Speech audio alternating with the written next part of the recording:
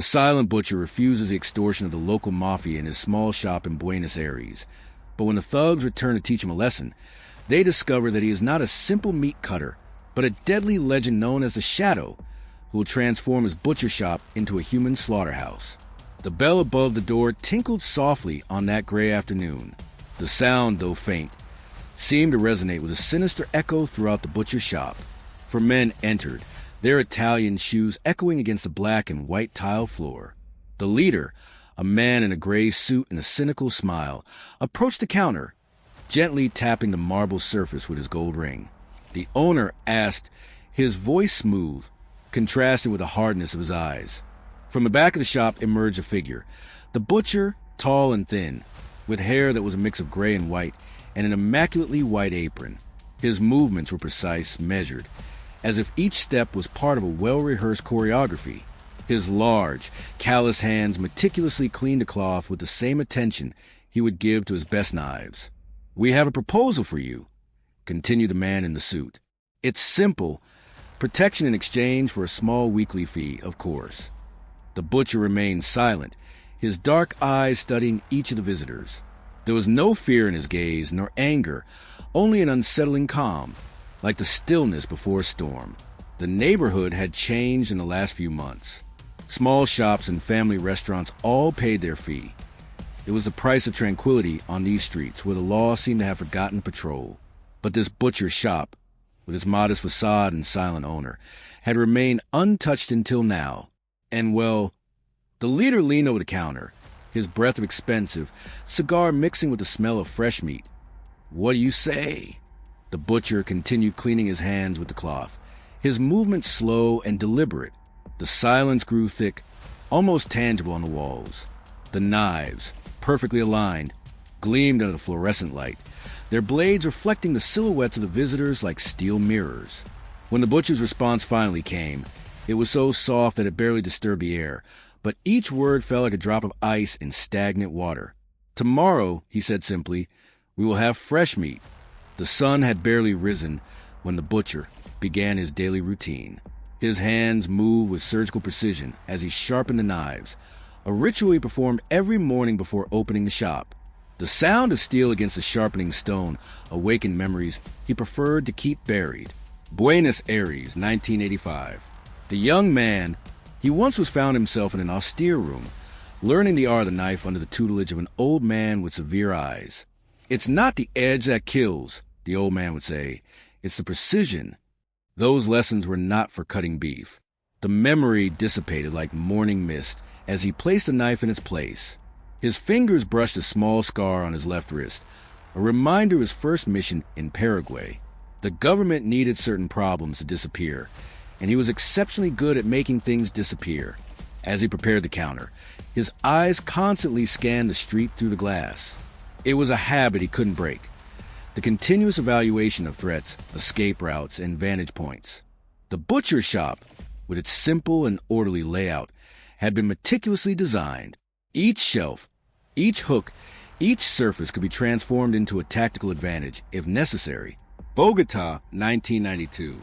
"You're a ghost," his superior had said after that particularly complicated operation. "You come and go without leaving a trace, as if you were never there." The compliment had sounded more like a sentence. A customer entered, making the bell ring. The butcher adopted his role naturally, smiling kindly as he recommended the best cuts of the day.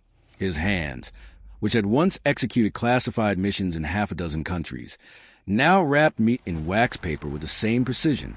Between customers, his mind wandered to the events of the previous day. The mafiosos hadn't recognized him, of course. His face had never appeared in any file or photograph. He was a specter, a rumor whisper in the hallways of government agencies that officially did not exist. Santiago, 1988. "How would you like to retire?" Maria, his only real contact in the agency, had asked him. He had answered without hesitation. As a butcher, she had laughed, thinking it was a joke. It wasn't. The butcher's trade was not a choice. It was the perfect camouflage, a job that required skill with knives, precision, and where blood was part of the daily routine. No one questioned the butcher. No one looked twice at his calloused hands or his knowledge of anatomy. As he cleaned the counter at the end of the morning, his movements revealed years of training in martial arts. Each gesture was economical, precise, with no wasted energy. His eyes, apparently focused on the task, never stopped observing the reflections in the metallic surfaces, monitoring every movement on the street. The bell rang again, but this time it wasn't a customer. "Good morning, sir," said a familiar voice. It was one of the men from the day before, but now he was there to scout the place. The butcher watched him as he pretended to examine the cuts on the counter. The man had a slight bulge under his jacket on the left side, probably a 9mm. "Can I help you?" the butcher asked. His voice perfectly modulated to sound servile and slightly fearful, the tone they would expect from a simple, intimidated shopkeeper. The man bought half a kilo of ground meat and left. The butcher watched him go, noting how he limped slightly on his right leg, a detail that could be useful later. Meanwhile, his hands continued their work, cutting, weighing, wrapping, the daily ritual of a simple neighborhood butcher. But beneath that facade, his mind calculated angles, distances, and reaction times, because he knew that soon he would have to decide whether to keep his cover or become the ghost he once was. The answer, he suspected, was already written in blood. The San Telmo neighborhood had not always been the territory of the Mendoza cartel. Just a year ago, these cobblestone streets housed peaceful merchants and tourists fascinated by the colonial charm of the place. But power, like water, always finds its way into empty spaces. From his counter, the butcher observed the daily parade of collectors visiting neighboring businesses. Don Manuel, the baker on the corner, had been the first to give in. Now, every Thursday, a brown envelope passed from his trembling hands into the pockets of thugs. "It's the cost of doing business," Don Manuel would murmur when someone dared to mention the subject. His once bright and cheerful eyes now constantly looked at the floor. The Rodriguez Cafe had tried to resist. One morning, the neighbors woke up to find the place reduced to ashes. The family disappeared that same night, leaving behind only rumors and frightened glances. The message was clear: cooperate or disappear. Through the glass of his shop, the butcher could see the new cafe that had opened where the Rodriguez family used to be. It was a barely disguised distribution point, with shady-looking types coming and going at all hours. "Have you seen the new commissioner?" a customer whispered as the butcher wrapped her order. "They say his new car is a gift from the Mendoza family." The local police had become another cog in the cartel's machinery. The uniformed officers patrolled the streets regularly, but their eyes looked the other way when it was convenient. Patrols passed slowly in front of the businesses that paid for protection, a redundant display of force. In Plaza Central, where the elderly used to play dominoes, the cartel's lieutenants now gathered. Their low-voiced conversations mingled with the aroma of expensive coffee and imported cigarettes. Children no longer played there. Mothers instinctively kept them away. The butcher noticed the subtle changes in the neighborhood. Shutters closed earlier. Conversations turned into whispers when certain cars passed, and nervous glances were exchanged among the merchants. Fear had become the most constant tenant in the neighborhood. "Do you know what happened to Federico from the grocery store?" a regular customer commented as the butcher cut his steak. He tried to report them. The next day, his son had an accident at school. Now he pays without a word.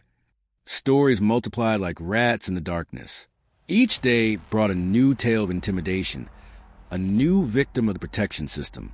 The Mendoza family had perfected the art of subtle terror, the kind that seeps into your bones and paralyzes your will. On the corners, young men with hard gazes and bulging pockets marked their territory. Some were barely teenagers, recruited from the slums with promises of easy money and respect. The cartel built its army with the desperation of the marginalized. "My Joaquin want to work for them," a mother confessed in tears as she bought meat for Sunday. "He says it's better than being poor. What can I say? I can barely put food on the table." The butcher listened to everything, storing each detail in his trained memory. He saw how the cartel wove its web, slowly strangling the life out of the neighborhood. Restaurants now bought their wine from specific suppliers. Auto shops laundered money through inflated invoices, and pharmacies received medications without questioning their origin. At night, When he closed his shop, he could hear the sick pulse of the neighborhood. Loud music from the new bars, occasional screams, and the roar of accelerating engines. San Telmo had become an infected organism, and the virus was spreading methodically. But the butcher also noticed something more, the silent resistance. He saw how some neighbors managed to help each other without drawing attention. Small act of defiance hidden beneath apparent submission, like embers under the ashes, waiting for the moment to burn again. And now, the Mendoza family had set their sights on his butcher shop, the last independent business on the main street, a challenge to their total control that they could not allow. The butcher cleaned his counter once more, the glass reflecting the lengthening shadows of dusk. In a few hours, they would return for his answer, and then the real game would begin. The clock struck 6 p.m. when they returned. This time there were 5, not 4. The leader, in his impeccable gray suit, entered last, like a conductor preparing for his performance. "I hope you've had time to consider our offer," he said as his men strategically positioned themselves around the shop. The butcher noticed that one had taken up a position near the back door. Professionals. Without stopping his cleaning of a piece of meat, the butcher responded in a neutral voice, "I don't need protection." A contained laugh ran through the group. The leader, maintaining his artificial smile, approached the counter. His Italian shoes resonated against the tiled floor, a sound that seemed to amplify in the silence of the shop. "Everyone needs protection in these times," he said, taking out a cigarette. "Ask the Rodriguez family." "Oh, wait." He left the phrase hanging in the air as his men laughed at the macabre joke. The butcher continued with his work, his movements precise and controlled. The knife in his hands gleamed under the fluorescent light as he meticulously separated bone from meat. "You intrigue me," the leader continued, leaning over the counter. "Everyone else understood how things work here quickly, but you—" He paused, studying the butcher. "You seem different." The youngest of the group, eager to impress his boss, abruptly approached the counter. "You think you're very brave, old man," he growled, trying to sound threatening. The butcher looked up for the first time, his dark and deep eyes fixing on the young thug. There was no anger in his gaze, nor fear, only a glacial calm that made the young man instinctively step back. "Meat needs time," the butcher said, returning to his task, "to be at its best." The leader observed the exchange with renewed interest. He had noticed something in the butcher's eyes, a glint that didn't fit with the image of the simple shopkeeper. "Marcos," he called to one of his men, "show the gentleman what happens when someone doesn't appreciate our protection." Marcos, a burly man with scarred knuckles, moved toward the glass display case. With an abrupt movement, he pushed several cuts of meat onto the floor. The meat hit the tiles with a wet sound. The butcher did not flinch. His hands continued their work, separating tissue and fat with surgical precision. "Tomorrow," he said simply. "Tomorrow what?" the leader asked, his smile faltering slightly. "Tomorrow," the butcher repeated, looking up for a moment. His eyes met the leader's, and something in that gaze made the mafioso feel an involuntary shiver. "We'll be back tomorrow," the leader announced, moving toward the door. "And I expect you to have reconsidered your position. It would be a shame if something happened to your establishment." As the group prepared to leave, the butcher spoke one last time. "The back door is locked." The man guarding the back door looked at his boss, confused. The leader made a gesture, and they all exited through the front door. Alone, the butcher observed the meat on the floor. With precise movements, he began to clean, his eyes occasionally glancing at the knives on the wall. Each blade had been sharpened that morning, each one perfectly balanced. Outside, night began to fall over the city, and with it, the promise that tomorrow there would indeed be fresh meat. The next morning dawned with the crash of shattering glass. 3 bricks simultaneously smashed through the butcher shop's windows, a coordination that betrayed practice in this type of message. The butcher observed the destruction without altering his routine. With measured movements, he began to sweep up the glass as the first rays of sunlight filtered through the shattered holes. Dust danced in the sunbeams, creating an almost beautiful spectacle amid the destruction. From the sidewalk across the street, a figure watched, a middle-aged man with a folded newspaper under his arm. To any passerby, he would seem like just another neighbor observing the vandalism, but his trained eyes, like the butcher's, systematically scanned the area. Should we call the police? Don Manuel, the baker, asked timidly from his shop. That won't be necessary, the butcher replied, continuing his cleanup. As he worked, his senses remained alert. He noticed how the man with the newspaper moved every half hour, always maintaining an optimal viewing angle of the butcher shop. A professional, no doubt, probably intelligence. By mid-morning, 2 black SUVs passed slowly in front of the shop. The tinted windows lowered just enough of the butcher to see the smiling faces of his visitors from the day before, a calculated display of force. The butcher responded by beginning to prepare his counter. Each knife was placed strategically, apparently casually, but each one within exact reach of his hands. The larger pieces of meat were rearranged, creating specific lines of sight and cover points. In the back room, unnoticed, small changes began to take shape. A table moved a few centimeters, created a natural corridor. Meat hooks were repositioned at the perfect height. The freezer, apparently full of merchandise, now had enough space for a man to hide. The man with the newspaper didn't miss a detail through the reflection in the shattered glass. The butcher saw him make a discreet call. Minutes later, a glass repair van stopped in front of the shop. Free service, the installer said with a smile that didn't reach his eyes. Courtesy of your neighbors. The butcher nodded, noticing the slight bulge under the man's jacket, and the way his 2 callous for a glazier hands moved with military precision as they replaced the glass. More subtle details added to the scene. The new glass was thicker than the original, probably bulletproof. The frames were discreetly reinforced, a repair that seemed more like a fortification. In the early afternoon, the butcher received a special delivery, a simple box of cleaning products. Anyone inspecting would find exactly that. But beneath the top layer of products, specific tools awaited their moment. The sun began to set when the bell above the door rang. An elderly woman entered, dragging a shopping cart. "I'm here for the special of the day," she said in a raspy voice. The butcher looked at her intently. Maria had aged, but her eyes maintained the same sharpness as always. "There are no specials today," he replied, following the code established years ago. "Then I'll come back tomorrow," she responded, discreetly leaving a folded paper next to the cash register. Night fell over San Telmo like a heavy curtain.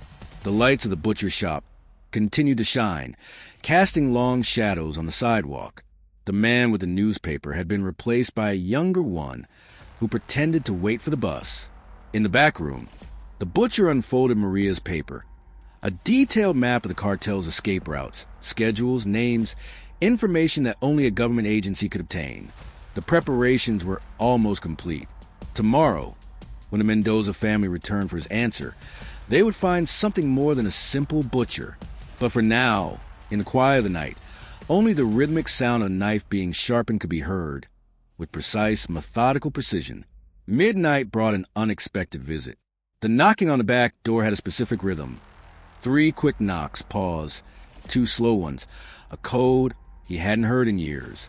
"Still a damned hermit," said a gravelly voice when the butcher opened the door. Jorge El Cuervo Ramirez emerged from the shadows, his hair now completely white, but his posture still that of a predator at rest. "And you still don't know when to retire," the butcher replied, letting him in. El Cuervo limped slightly, a souvenir from a mission in Venezuela that had almost killed them both. He moved through the back room with familiarity, evaluating the changes the butcher had implemented. "Nice work," he murmured, noticing the carefully planned firing angles. "Although you'll need more than a good tactical setup for what's coming." The butcher continued sharpening his knives. The sound of metal against stone filled the silence. "I don't need help," he said. "The Mendoza family aren't just any thugs," El Cuervo insisted, taking out a cigarette that the butcher knew he wouldn't light. It was an old nervous habit. "They have connections with the Colombian cartels. This isn't like our old jobs." "All the more reason to keep your distance," the butcher replied. El Cuervo let out a bitter laugh. "You know what they call you in the agency? The Shadow, the ghost who never failed a mission, the legend who disappeared without a trace. That person no longer exists." He gestured toward the blood-stained apron. "Look at you, playing butcher when we both know what you really are." What we are. The butcher set down the knife he was sharpening, his eyes meeting those of his former comrade. What you really want, Jorge? The Mendoza family have a hit list, El Cuervo said. They're systematically eliminating all retired agents in South America. Paraguay, Chile, Brazil. Last week, they found Torres in Montevideo. The name stirred something in the butcher's memory. Torres, the communications expert who had saved them in that operation in Bogota. It's no coincidence that they're here, El Cuervo continued. Your cover is good, but they have infiltrators everywhere. It's only a matter of time before they connect the dots. And your solution is for me to come back. My solution is for you to stop pretending you can handle this. El Cuervo replied, I have a team ready, professionals like in the old days. The butcher picked up his knife again, studying the edge. The old days turned us into this. The old days kept us alive, he corrected. And by the way, in case you haven't noticed, you're preparing for a war, El Cuervo said. Only this time, the enemy knows you better than you think. A heavy silence settled between them. Outside, the night of San Telmo hid its own secrets. We'll be nearby, El Cuervo said finally, moving toward the door. When everything blows up, and believe me, it will, remember that you don't have to do this alone. He paused one last time before leaving. One more thing. Maria says the information she gave you has an expiration date. The Mendoza family will change their routes in 48 hours. The butcher nodded almost imperceptibly. Don't let the legend die in a neighborhood butcher shop. Were El Cuervo's final words before disappearing into the darkness. The butcher remained motionless for several minutes, the knife reflecting the dim light of the back room.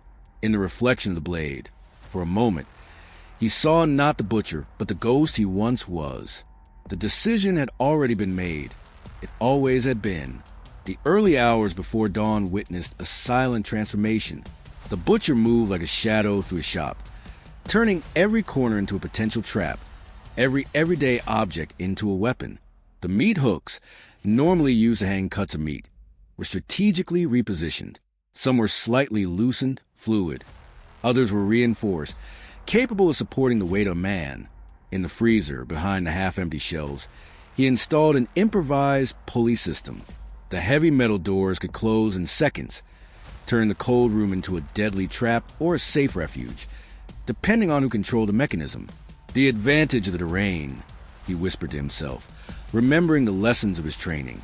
His fingers traced the edge of the counter where he had discreetly installed a series of hidden knives, accessible only if one knew exactly where to look.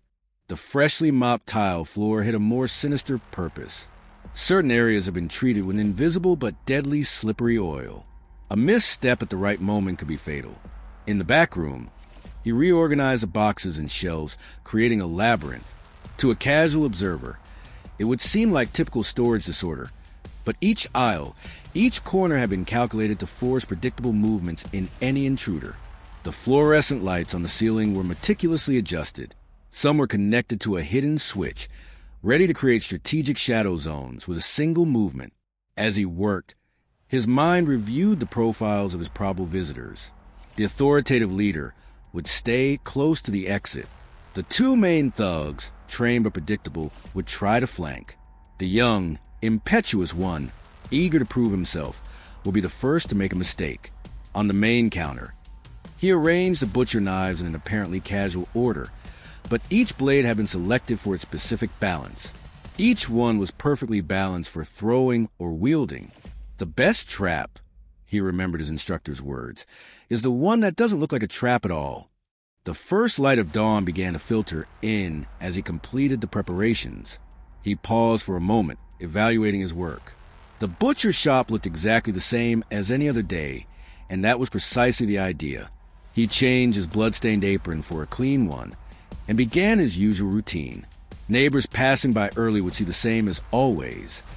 The meticulous butcher preparing his shop for another day of work. But beneath that facade of normality, every element had been transformed into a tool of precise lethality. The butcher shop was no longer just a store. It was a carefully orchestrated battlefield.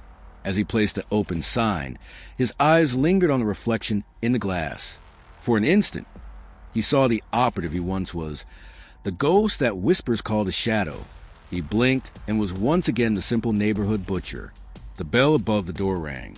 The first customer of the day entered, unaware that they were walking into an invisible minefield.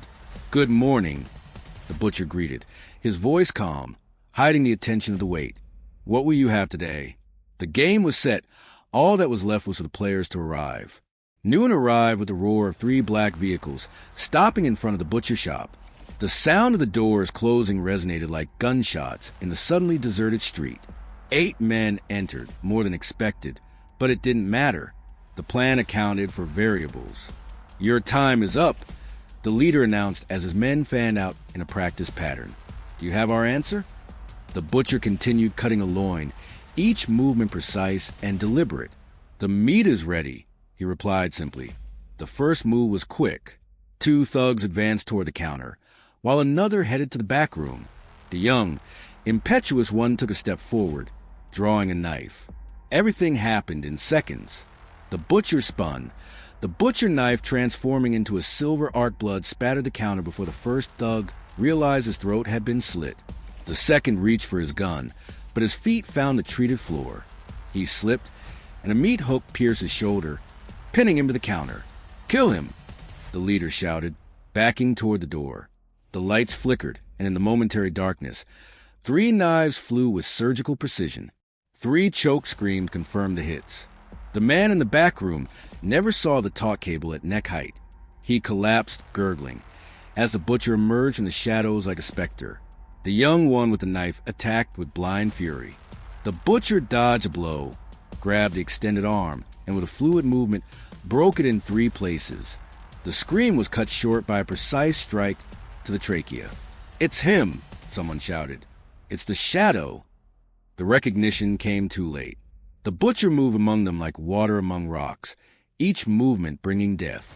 A knife found a kidney, another a femoral artery. The years of practice with dead meat translated into a perfect knowledge of vital points. The leader fired 3 times. The bullets found only hanging meat as the butcher slipped between the shadows created by the oscillating lights. A thug ran toward the freezer, seeking refuge. The door closed behind him with a metallic clang. His screams lasted only moments in the extreme cold. "Retreat!" the leader ordered, but his men were too busy dying. One fell on the slippery tiles, and before he could get up, a meat hook pinned him to the floor. Another received a knife in the eye as he tried to aim his gun. The leader reached the door, but it wouldn't open. It had been blocked from the outside. He turned just in time to see the butcher emerge from the shadows, his once white apron now stained red with blood. "Please," the leader begged. Finally recognizing the horror of the situation, "We can negotiate." "The meat," the butcher said calmly, "is ready." The last scream mingled with the familiar sound of meat being cut. When silence reigned once more, the butcher observed the shop. Blood dripped from the counter. Bodies lay among the fallen cuts of meat. The butcher shop had become what it always was, a slaughterhouse with methodical movements. He began to clean. There was work to do before professional cleaners that El Cuervo would surely send a ride. Outside, the street remained deserted. Neighbors had wisely locked themselves in their homes at the first sound of conflict. No one would ask questions. No one would want to know. The butcher hung the closed sign on the bloodstained door. Tomorrow would be another day, and the meat, as always, would need to be cut. The leader of the cartel, slowly bleeding out on the butcher shop floor, let out a choked laugh. "Now I understand," he said. "The shadow, the ghost of Buenos Aires." The butcher paused in his cleaning, the blood-stained rag still in his hand. "They warned us about you," the man continued, spitting blood. "But no one believed you really existed." A noise at the back door interrupted the confession. Maria entered, followed by 2 men in dark suits. "Time for cleanup," she announced, her eyes scanning the butcher shop with a professional expression, although some things never changed, still as messy as ever. The butcher looked at her intently. "I didn't ask for help." "We're not here to help," Maria replied, taking out an official document. "We're here to recruit you again. The Mendoza family was just the tip of the iceberg. There's a bigger operation to play, and we need you." The cartel leader, still conscious, laughed even harder. "You think this ends with me?" he said. The real power is up there in the government offices." A silent shot interrupted his last words. Maria calmly holstered her gun. "As I said, there's a bigger operation to play," she continued. "The cartels have infiltrated the government to levels we never imagined. We need the shadow back." The butcher observed the shop, the blood mingling with the cleaning water. "I retired for a reason," he said, "and they found me anyway. How long do you think it will be before more come?" Maria countered. Before they discover all the other retired agents, the men in suits began to clean the scene with professional efficiency. In minutes, no trace of the massacre would remain. "The world has changed," Maria continued. "It's no longer enough to be a ghost. We need a legend." The butcher looked at his bloodstained apron, then at the knives on the wall. For a moment, only the sound of the cleaners working could be heard. "One last mission," he said finally. Maria smiled, but it was a smile without joy. "We both know it's never to last." Outside, the sun began to set over Sandton. The butcher shop would soon be just another empty storefront, another whispered story on corners. And the shadow, the legend that should never have existed, would return to the shadows that had always been its true home. The butcher gave a final look at his shop before following Maria. The blood-stained apron hung as a silent reminder that some people can never truly escape who they are. Night fell over Buenos Aires, and with it, the beginning of a new hunt. Sometimes, life presents us with decisive moments that force us to confront who we truly are without masks or pretenses. As we saw in the butcher's story, no matter how much we try to escape our true nature, there are circumstances that force us to recognize our deepest essence.